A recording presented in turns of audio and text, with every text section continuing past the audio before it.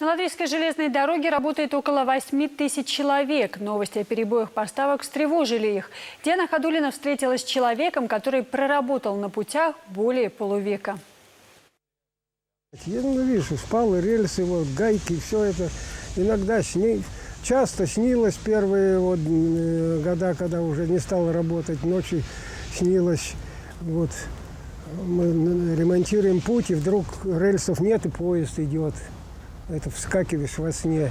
Вся жизнь Болеслава Славинского прошла под стук колес. Он проработал на железной дороге 55 лет. Мечтал стать строителем, но опоздал с подачей документов. Пришлось поступать в железнодорожный. За эти годы он и вагоны разгружал, и рельсы ремонтировал, и на переезде работал.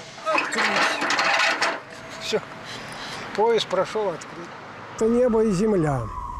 Потому что тогда было все вручную, все работы, смена шпал, рельс, погрузка, выгрузка материалов с платформ, даже автокрана не было.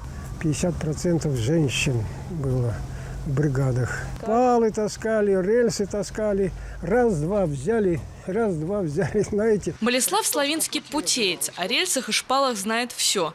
Новость о том, что Россия затеяла ремонт на 2 месяца, немало удивила железнодорожника со стажем. Каждый день слушаю это. Ну, это тут больше, наверное, политически, чем реально. Что там закрыто будет для ремонта. Ну, это закрыто на 2 месяца не может быть. Это, ну, конечно, пойдут поезда.